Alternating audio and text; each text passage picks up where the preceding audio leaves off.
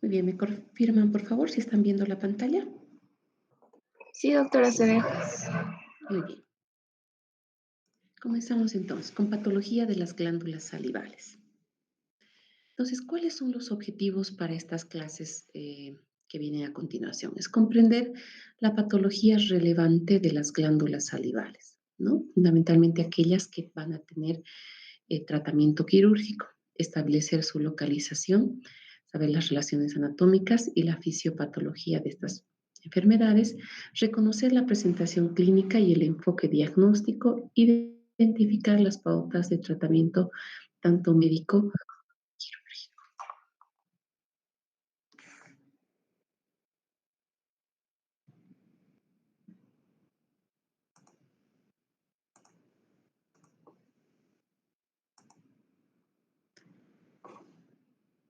Muy bien, nuevamente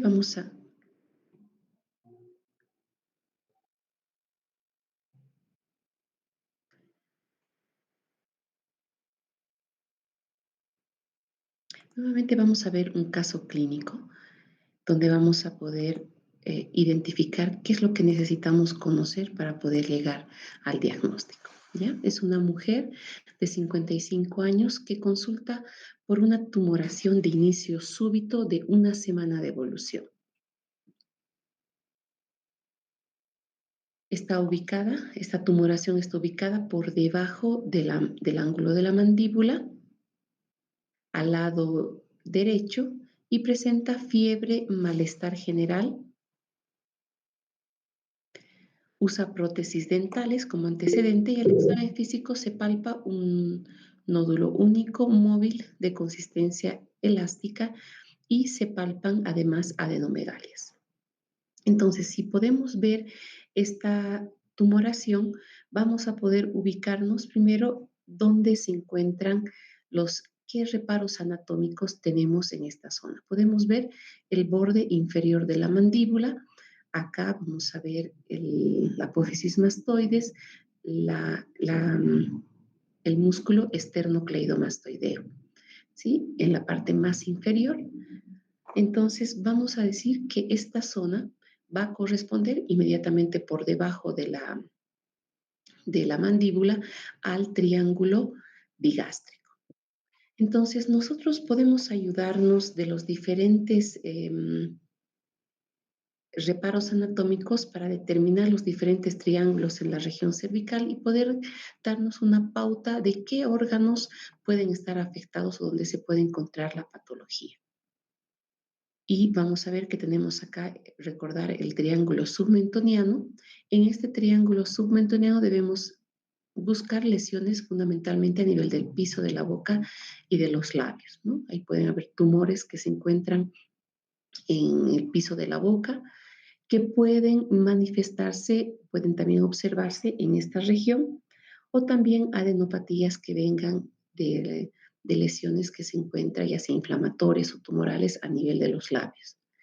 Otra patología frecuente es el quiste dermoides. El quiste dermoide es una enfermedad congénita que se presenta generalmente en personas jóvenes. Una de sus localizaciones, a pesar que puede tener otras a nivel de, especialmente de la piel del rostro, son lesiones que pueden ser quísticas o pueden ser también contenido semisólido, como son lesiones congénitas, pueden tener restos embriológicos, incluso pueden tener presencia de hueso o cartílago. En este caso es una paciente de 18 años, joven, que presenta esta tumoración, que se puede ver también a nivel del piso de la boca. Fíjense, esta es la lengua y la tumoración que va desde el piso de la boca y se manifiesta también en esta región submentoniana, en el triángulo submentoniano. Posterior a la extirpación quirúrgica podemos ver la misma paciente, ya no presenta la tumoración y en el piso de la boca prácticamente normal. Es un tumor benigno congénito. En el triángulo bigástrico podemos encontrar adenopatías, ¿sí? Tenemos aquí los ganglios submandibulares, que son los submaxilares o submandibulares, que pueden venir o van a ir a drenar generalmente las regiones o las cavidades comunes al cráneo y la cara, y también la cavidad oral, la fosa pterigomaxilar, etcétera. Entonces tenemos que buscar lesiones en esas zonas para ver si fueran ya sean lesiones metastásicas o ganglios inflamados por procesos inflamatorios en esas zonas. Otro tumor que podemos encontrar a este nivel es el tumor del trígono retromolar. Es un cáncer que se presenta a nivel de la boca. El trígono retromolar se encuentra en la parte, en la mucosa que es posterior a los últimos molares. Y este tipo de lesiones muchas veces pueden ser asintomáticas y manifestarse posteriormente cuando ya exista una invasión hacia la mandíbula, y se pueden encontrar también adenopatías en esta zona. También habíamos visto que dentro de los reparos anatómicos, en esta zona se encuentra la cola de la parótida y la glándula submaxilar. Entonces, en este caso, tendremos que buscar una de estas patologías, investigar. En el triángulo carotidio superior, sabemos que se encuentra el paquete yugulocarotidio y podemos encontrar adenopatías metastásicas, tumor del glomus carotidio, como hemos visto con su característica que es la presencia de un soplo en la auscultación. También pueden existir tumores nerviosos y el quiste branquial, que ya lo hemos visto. En la región, en el triángulo posterior, es un triángulo donde existen rara vez lesiones. Las más frecuentes son adenopatías, que pueden venir de lesiones inflamatorias que están a nivel del cuello, la región posterior o el cuero cabelludo. Lesiones nerviosas, ¿se acuerdan que por este triángulo transcurría el 11º par craneal, que es el nervio espinal? Y también algunas lesiones congénitas. En la región supraclavicular, el ganglio famoso de Virchow-Trousseau, que es una adenopatía metastásica del cáncer gástrico, y en la región o en el triángulo carotidio inferior podemos encontrar adenopatías, tumores del tiroides y tumores nerviosos también. Entonces, el paciente que estamos viendo actualmente, podemos ver que puede tratarse de una de estas lesiones. Sin embargo, tenemos que conocer qué órganos se encuentran a este nivel, y vamos a ver que se encuentran las glándulas salivales. Por lo tanto, vamos a estudiar las glándulas salivales a continuación. Las glándulas salivales en su conjunto van a producir la saliva. Doctora, Sí, disculpe, buenas noches. sí, Tengo compañeros que me están hablando para que los acepte, ya, por los favor. voy a... Ok, perfecto. Gracias. Muy bien. Entonces, vamos a decir que van a producir en su conjunto diferentes secreciones que en su conjunto se conocen como la saliva. La saliva va a tener una función sumamente importante en lo que es la fisiología de la cavidad oral, y sus funciones como ser la masticación.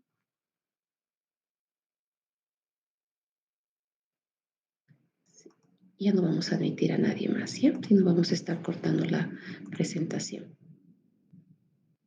Como ser la masticación, la degustación, la deglución y la fonación, ¿no? Y va a crear una película que va a recubrir todo lo que es la cavidad oral.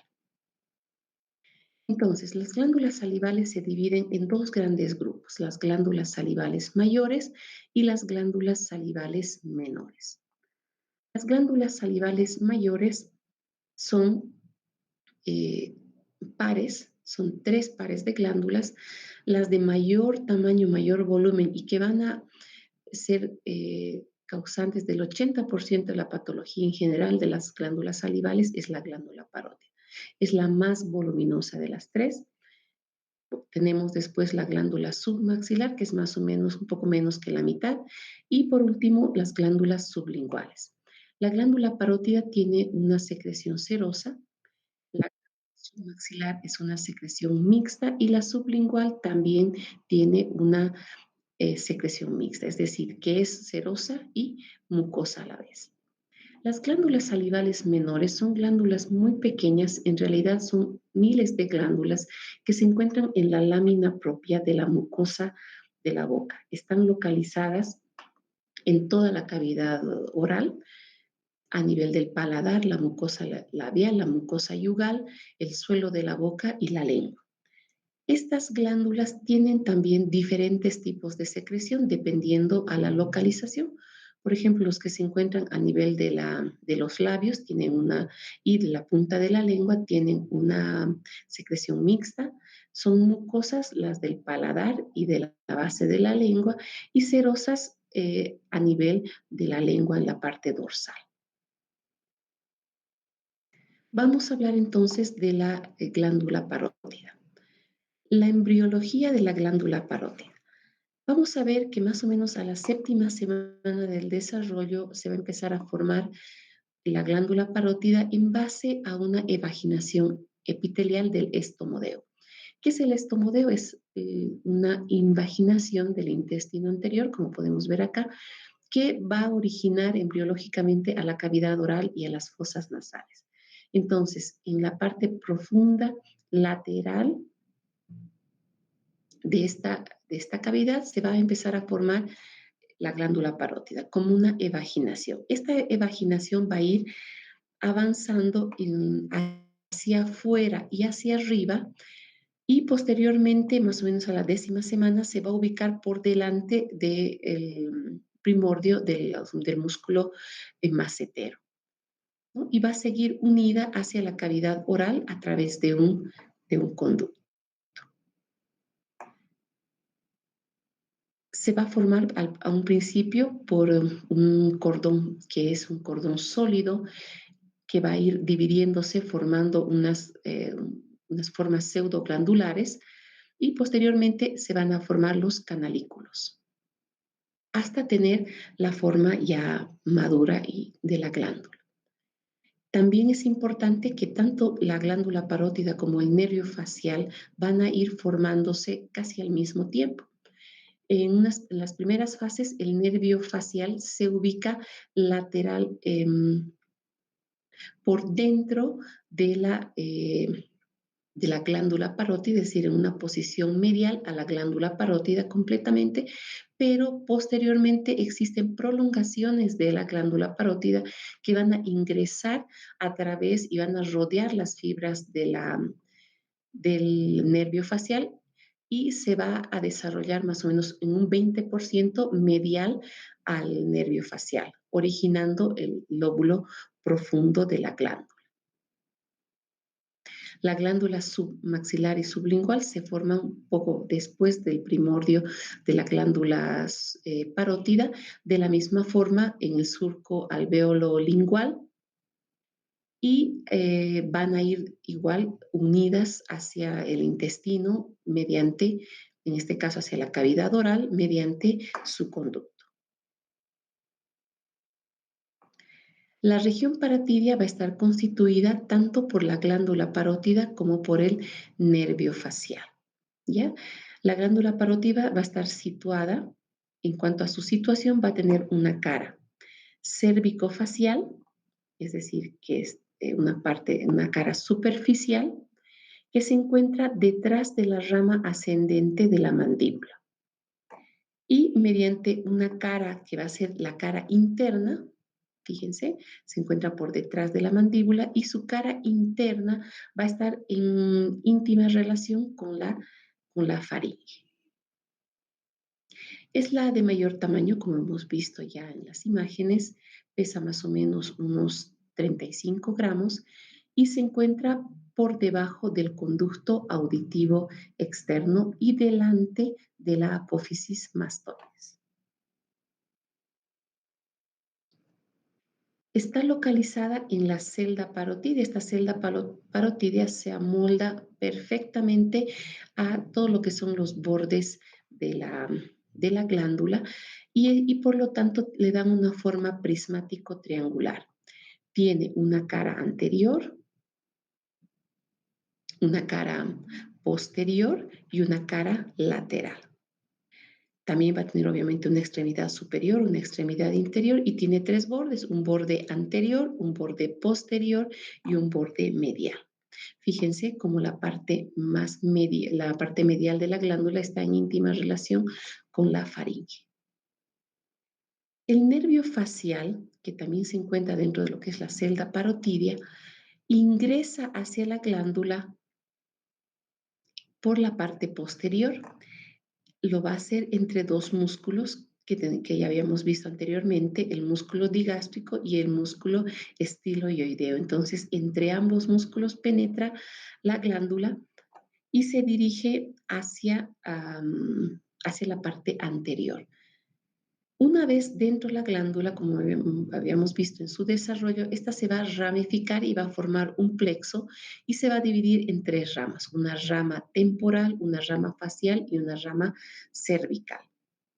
Y va a dividir la glándula parótida en dos lóbulos. Un lóbulo profundo que corresponde más o menos al 20% de la glándula que está acá, que se encuentra medial al nervio facial, y lateralmente o superficialmente hacia el nervio facial se encuentra el lóbulo superficial. Si podemos ver acá, tenemos el nervio facial y los lóbulos, tanto profundo como el lóbulo superficial.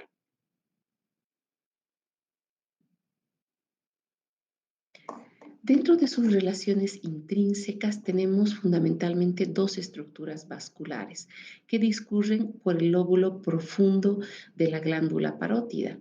Estos son la arteria carótida externa, que podemos observar a este nivel, y la vena retromandibular, ¿no?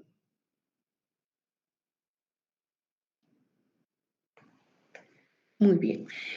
El conducto excretor principal de la glándula parótida es el conducto de Steno. Es un conducto que tiene más o menos un diámetro de unos 3 milímetros y una longitud de aproximadamente 5 centímetros. Se va a originar de la glándula, tiene dos conductos principales que se unen a uno, que va a salir y se encuentra por fuera del músculo macetero en una división que hace la vaina para contener este conducto. Por el borde anterior discurre, sale y tiene una curva que da la vuelta hacia lo que es la bola adiposa de Bichat y ingresa a la cavidad oral a través del músculo o a través del músculo bucinador, desembocando en una carúncula que se encuentra en la mucosa de la cavidad oral a nivel del segundo molar superior. La glándula submaxilar es una glándula, hemos dicho más o menos la mitad del peso del diámetro de la glándula parótida, pesa más o menos unos 10 a 15 gramos y tiene una forma triangular. Está compuesto de dos lóbulos, un lóbulo superficial y un lóbulo profundo. Se encuentra por detrás de la rama horizontal de la mandíbula y inmediatamente por detrás del músculo miloioideo. Este es el músculo miloioideo y se fijan que la parte profunda va a envolver y va a descansar encima del músculo miloioideo y la parte superficial se encuentra por debajo de este. Entonces, se encuentra ubicado en el triángulo o en la fosa submaxilar apoyado en el músculo digástrico y topográficamente se puede ubicar en el triángulo digástrico del cuello como vimos al principio. Aquí podemos ver el lóbulo profundo y el lóbulo superficial y el músculo miloioideo, ¿no? Se encuentra descansando sobre el borde posterior del músculo miloioideo. Su conducto excretor es el conducto de Wharton, que tiene más o menos también un diámetro de unos 3 a 4 centímetros y que tiene una particularidad, está en íntima relación con el nervio hipogloso, de ahí que durante el procedimiento quirúrgico hay que tener mucho cuidado con no lesionar esta rama. Y tiene una disposición ascendente. Si nos podemos fijar, tenemos la parte profunda desde donde nace el conducto de Wharton y tiene una dirección hacia adelante, hacia adentro y hacia arriba. Es decir, tiene una disposición ascendente y va a terminar en la carúncula sublingual o ostium umbilical que se encuentra a ambos lados del frenillo de la lengua. Esta disposición ascendente se dice que es un factor de riesgo para la formación de cálculos o litos a nivel de este conducto. La glándula submaxilar tiene también relaciones, fíjense, con el ramo marginal mandibular del nervio facial, como se ve a este nivel. También va a estar en íntima relación con la arteria facial y los nervios, como les dije, tanto lingual como el nervio hipogloso. Fíjense cómo el nervio lingual se encuentra a este nivel y el nervio hipogloso, que van a tener una relación muy estrecha con la glándula. La glándula sublingual es la glándula es mucho más pequeña de las tres. Se encuentra por debajo de la mucosa del piso de la boca, como podemos observar acá. En el surco alveolo lingual, a este nivel, y tiene su característica es que consta de múltiples conductos excretores que desembocan a nivel o directamente a nivel de la mucosa. En cuanto a la histología de las glándulas salivales van a estar compuestos de conductos y de acinos. Entonces, tienen un componente que son los conductos y los acinos. Ahora, dentro de los acinos, habíamos dicho que estas glándulas pueden ser serosas, pueden ser mucosas o pueden ser mixtas. Esto va a depender de qué tipo de acinos tienen mayoritariamente estas glándulas. Entonces, tenemos tres tipos de acinos. Uno de los tipos es el acino seroso, como podemos ver, está formada por células que son cónicas, que están envueltas por estas células que son células mioepiteliales y las células acinares. Estas células acinares tienen la forma, como les dije, cónica, tienen núcleos redondeados y se encuentran basales. Estos tienen una secreción que puede ser teñido fácilmente con hematoxilina eosina y van a ser de color azulado, por eso se denominan que tienen una tinción basófila. Las glándulas mucosas, sin embargo, son tubulares, tienen la forma tubular, más rectangulares, y están formados por gránulos de mucinógeno que posteriormente van a dar como resultado la secreción de mucina. ¿Sí? Y las glándulas que son túbulo-acinares, que normalmente son así, pero ya en los preparados, las células serosas van a aplanarse y se van a ubicar en la parte periférica. Entonces, las secreciones de los acinos serosos son la amilasa, la muramidasa y la lactoferrina, y de los acinos mucosos generalmente van a secretar la mucina, ¿no? Y los mixtos tienen ambos tipos de secreción.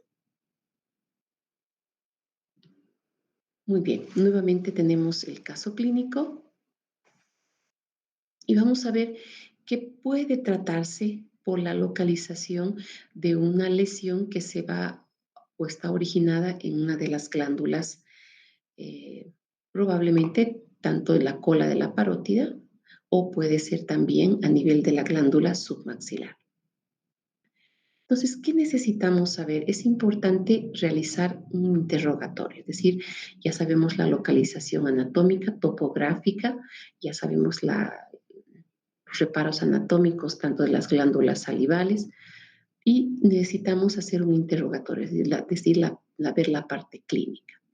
Entonces, cuando nosotros hagamos un interrogatorio, vamos a poder ver que podemos tener ciertos síntomas que nos pueden orientar hacia un problema de tipo inflamatorio o otros síntomas que nos van a hacer sospechar de un proceso neoplásico. En cuanto a los procesos inflamatorios, son generalmente de dos tipos. Pueden ser de origen infeccioso o de origen obstructivo. En realidad, también el origen obstructivo posteriormente va a dar un proceso infeccioso. Y debemos ver que en estos procesos tanto infecciosos como obstructivos, se va a dar diferentes síntomas inflamatorios. Uno que en cuanto a su evolución, generalmente es de evolución reciente, pocos días de evolución, y en los casos donde también puede haber dolor, rubor y calor local cuando hay un proceso ya infeccioso. Y además puede haber fiebre, entre otros.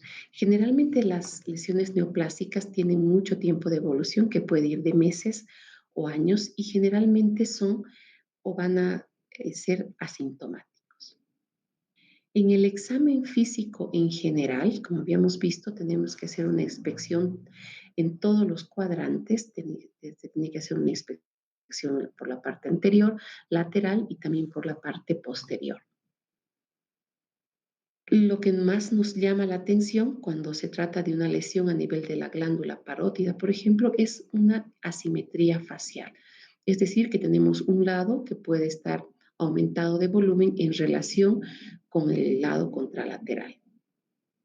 En la glándula parótida, una característica muy útil para determinar que se trata de esta glándula es que va a estar levantada el pabellón auricular. Fíjense, aquí el pabellón auricular se encuentra levantado, desplazado por, el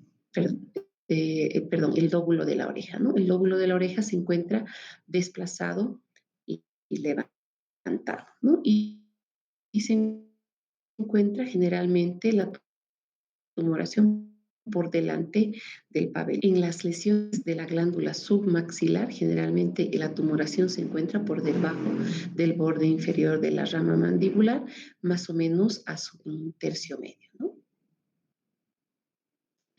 No debemos olvidarnos cuando sospechamos de una patología de las glándulas salivales, es ver la cavidad oral, ¿no? Debemos ver y además ver cómo es la higiene de la cavidad oral, el estado de la dentadura para ver si hay caries, y también debemos hacer un examen detallado del cuello. Una vez que tenemos los aspectos clínicos, debemos solicitar los exámenes complementarios, ¿no? La parte clínica, una impresión diagnóstica que debe o que puede ser confirmada con estudios de imagen. Entonces, uno de los estudios más sencillos y más fáciles es la odontológica, ¿sí? Donde vamos a poder ver fundamentalmente si hay calcificaciones que nos puedan indicar una cialolitiasis, como por ejemplo a este nivel. Podemos ver también calcificaciones distróficas o lesiones que puedan asentarse en la mandíbula. El segundo estudio que debemos solicitar es una ecografía, ¿sí? La ecografía es un estudio, es un método de imagen sencillo y barato. Normalmente la ecogenicidad de las glándulas salivales es mayor a que la de los músculos adyacentes, ¿sí? Por ejemplo, en este caso, este es el músculo miloioideo y tenemos los músculos digástricos.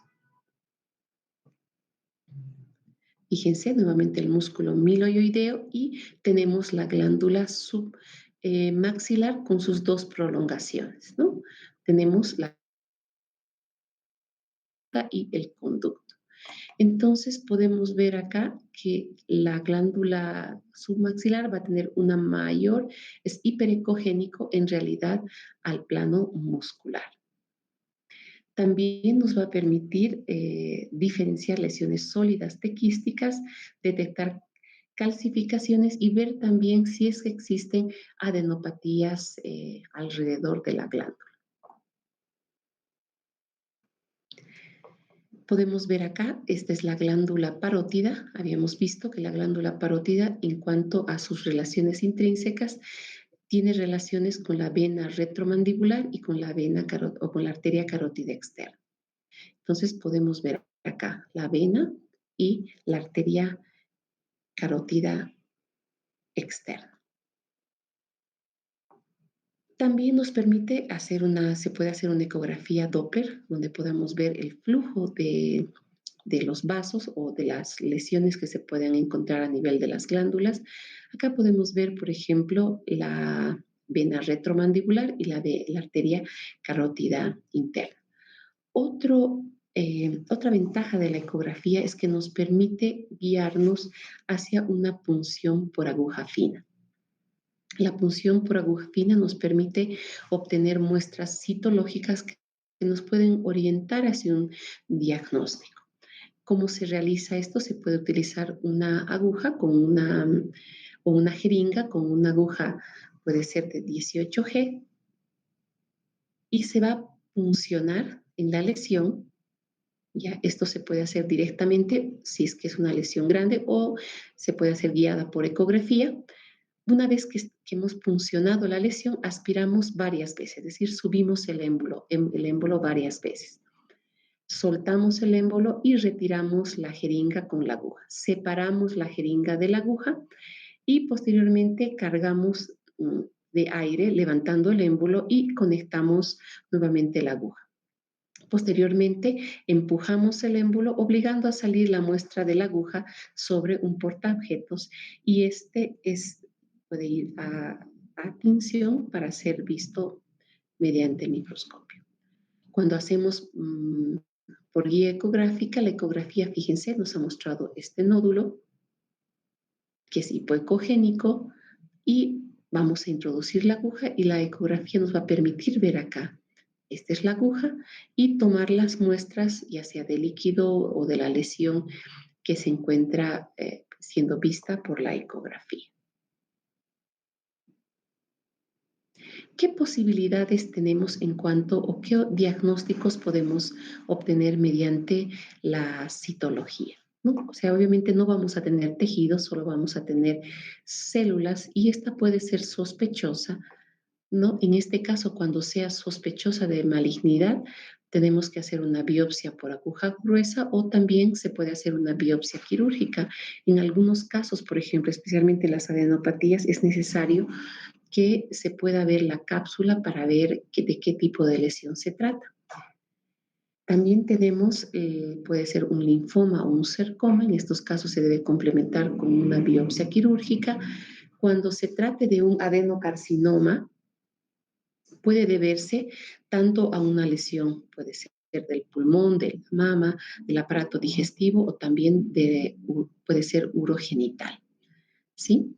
Porque obviamente sabemos que el adenocarcinoma tiene que estar a nivel de las mucosas. Y tenemos por otro lado la glándula, puede ser una patología, un CA de tiroides, donde se tendrá que hacer el tratamiento, o un carcinoma, que en estos casos es el más frecuente, es el carcinoma escamoso, donde vamos a sospechar lesiones que pueden ser secundarias de las vías respiratorias y digestivas superiores. Otro estudio que se solicitaba anteriormente, que prácticamente ha sido desplazado por la ecografía, es la cialografía. Es un estudio contrastado, se introduce un pequeño catéter a través del conducto excretor, en este caso se está haciendo del conducto de Wharton, de la glándula submaxilar, a través de una cánula fina donde vamos a poder ver la anatomía de todo el conducto y también de los conductos que se encuentran a nivel de la glándula. Nos va a permitir poder observar, por ejemplo, en este caso, fíjense el catéter y el material de contraste y acá un defecto de llenado que corresponde, en este caso, a un lito, ¿no? Entonces, en este caso se trata de un lito en el conducto de Wharton. Les había indicado que fíjense cómo es la disposición del conducto, a veces puede ser un poco tortuoso, y puede ser asiento de la formación de litos. Vamos a ver también que se puede solicitar cuando existe algún trauma a nivel de la glándula submaxilar o la glándula parótida para evaluar la extensión del daño. Vamos a poder ver fístulas, estenosis, divertículos, quistes, comunicaciones, etc. Están viendo la pantalla, ¿no? Por favor, ¿me confirman? Sí, doctora. Perfecto. Y por último, dos estudios que solicitamos, que son muy útiles también para el estudio de las glándulas salivales, son la tomografía y la resonancia magnética nuclear. Ambas pueden confirmar una lesión detectada por palpación u otras técnicas, pero a diferencia de la ecografía me va a permitir confirmar su localización, si son lesiones únicas, múltiples, si son unilaterales o bilaterales, los contornos, la extensión y las relaciones que pueden tener esas lesiones. Por ejemplo, esta es una lesión de la glándula parótida, ¿no? Vamos a poder ver exactamente las relaciones que tiene y si tiene alguna extensión o si existen adenopatías también, la resonancia magnética y la tomografía me va a poder indicar. Bueno, hemos concluido por el día de hoy. No sé si tienen alguna pregunta hasta el momento. Muy bien, vamos a continuar entonces el día de mañana con patología benigna de las glándulas salivales y el día miércoles concluiríamos con patología maligna. Muy buenas noches. Gracias, doctora. Gracias, doctora. Hasta luego. Buenas noches. Hasta luego.